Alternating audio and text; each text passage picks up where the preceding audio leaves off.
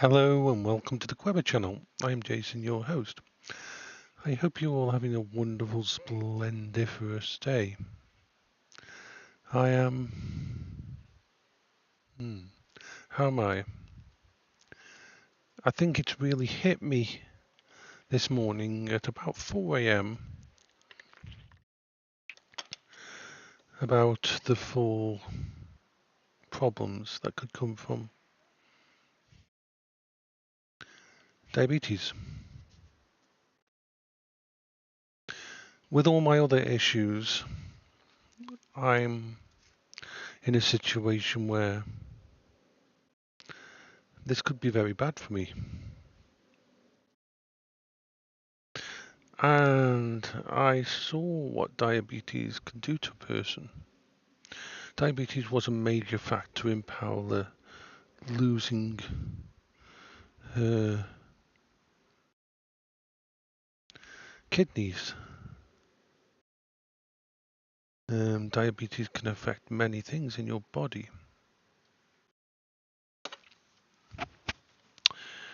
It can kill. It's a slow, degenerative disease. And it sucks.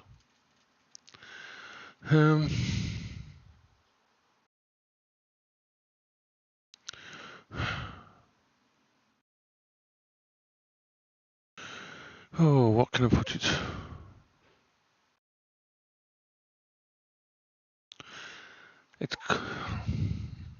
You can get damage to your eyes, called diabetic retinopathy. It can cause damage to your nerves.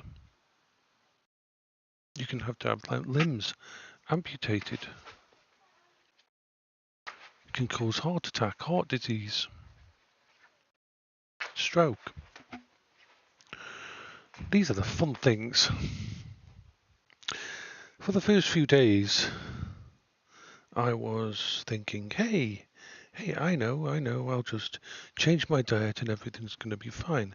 They've just probably it's just probably showed up because of I had some sweet stuff over the weekend or something like that. Human brains go into denial first, they always do. And then I read more into it and I realized about the H1 test that they do, that if it for it to show a 59, my blood sugar levels must have been high over weeks, not days. So they're going to do the second test on Monday to confirm it.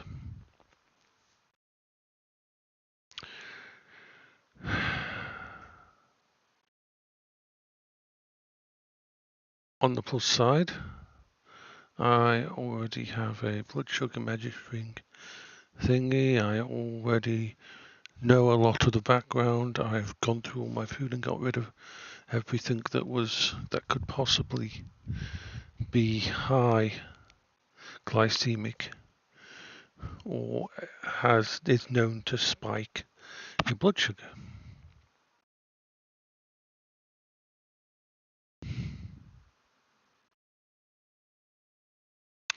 It's not fun because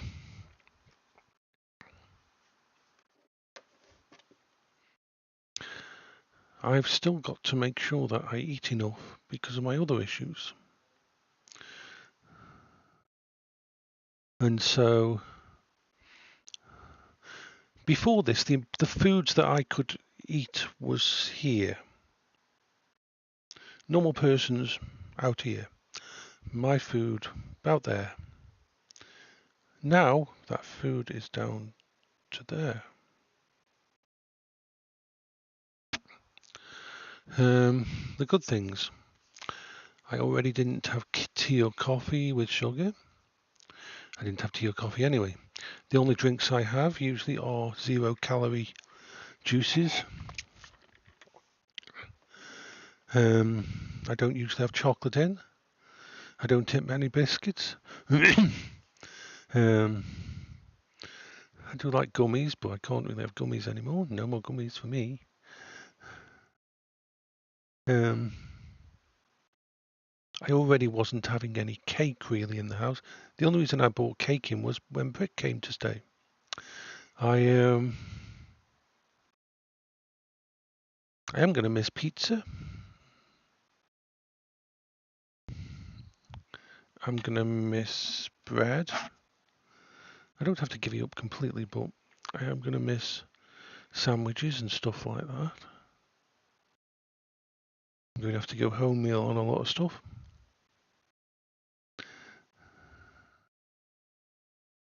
I'm going to lose a lot of my comfort food, and that's a problem, you see, because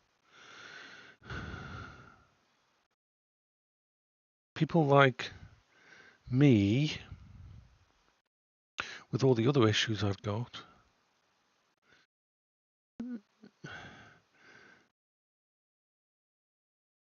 food was a massive comfort and a massive coping strategy.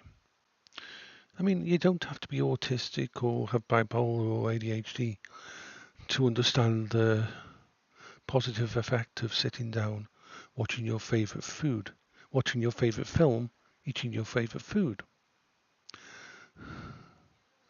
having a pizza sitting down when you don't feel like making food, going. Alcohol is pretty much 100% out for me.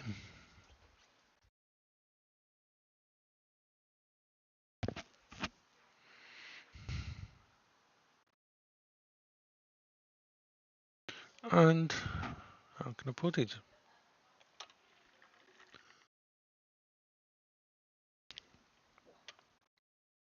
It kind of sucks.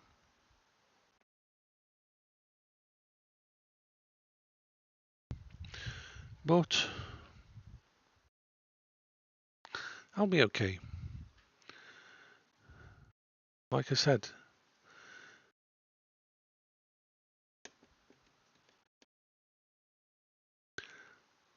autistic people don't like change, and this is a massive change.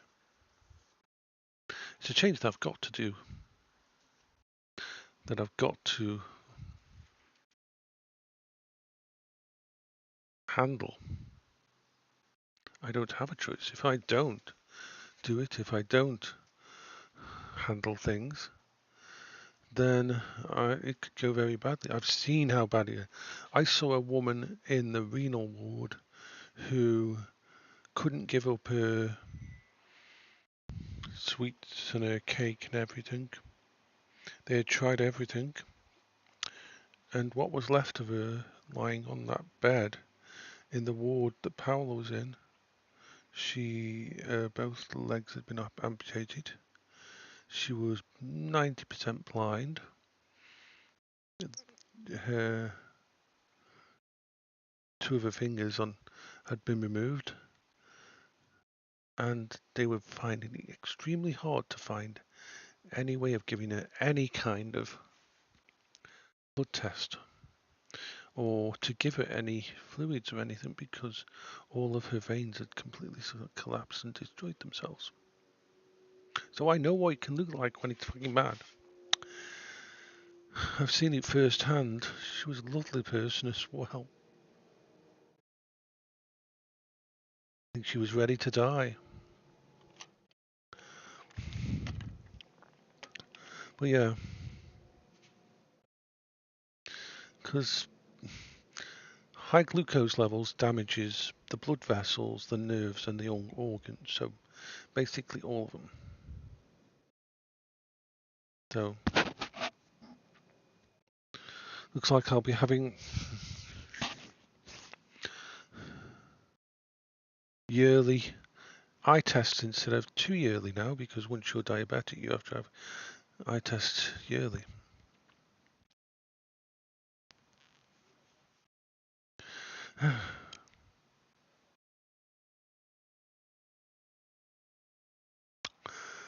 But what else can I do but deal with it? Got other things to plan and that. And putting my brain together to think of what to do.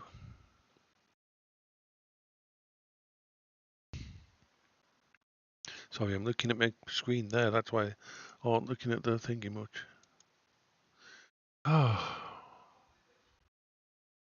But there is really, shit happens. You have to do. It's going to be another really hot day, and I'll talk to people later.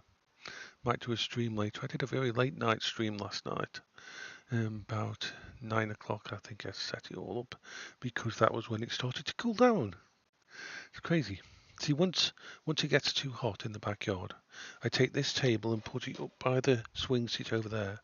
I put this on it facing the one of my security cameras, so that I can see when the temperature's started to drop.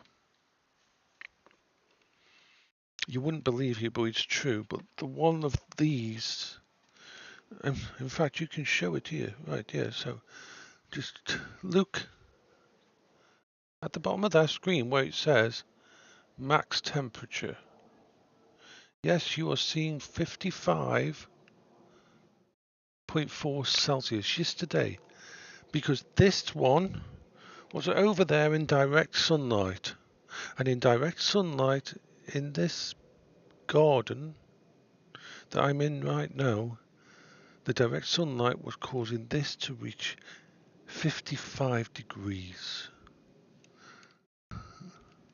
I double checked it because I've got two of them, and I've got normal ones on this.